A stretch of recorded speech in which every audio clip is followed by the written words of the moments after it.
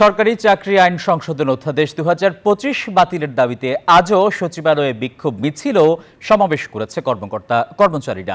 সকাল ১১:৩০টার দিকে বিভিন্ন মন্ত্রণালয় ও বিভাগ থেকে মিছিল নিয়ে বাদামতলায় সমবেত হন তারা। অবিলম্বে অধ্যাদেশ প্রত্যাহারের দাবি জানান। বলেন, পূর্ব ঘোষিত কর্মসূচি হিসেবে ভূমি, বিদ্যুৎ ও পরিবেশ উপদেষ্টা বরাবর স্মারকলিপি দেবেন তারা। দাবি আদায়ে পরে ভূমি সচিবের সঙ্গে বৈঠকে বসবেন।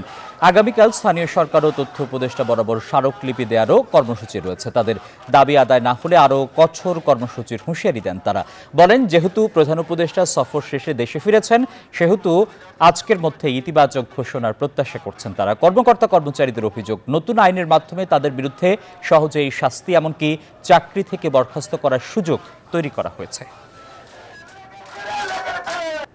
যেভাবে উপদেষ্টা মহোদয়েরা এবং সচিব স্যারেরা যেভাবে কথা বলতেছে, আসলে আমরা সিদ্ধান্তহীনতায় ভুগতেছি। প্রধান উপদেষ্টার কাছে বিনীত অনুরোধ, এই অধ্যাদেশটি বাতিল করে ঈদের আগে আমাদেরকে লিখিতভাবে বাতিল করে জানিয়ে আমাদেরকে খুব খুশি মনে, হাসি মনে যেন আমরা সবাই গ্রামের বাড়িতে ঈদ করতে যেতে পারি।